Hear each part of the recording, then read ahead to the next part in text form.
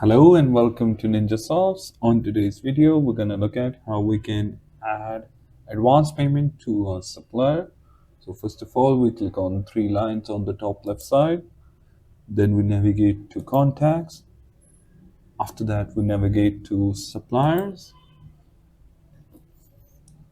If we want to add payment to a particular supplier, we can search it by its name on the search bar. Then we click on actions that is present in the first column of every row of supplier. We click on pay link. Then we select the payment method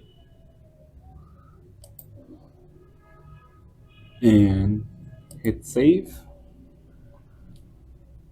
An alert message will pop up that will indicate that you have successfully paid advance payment to a supplier. So that's all for today's video. Thanks a ton for watching and have a blessed day.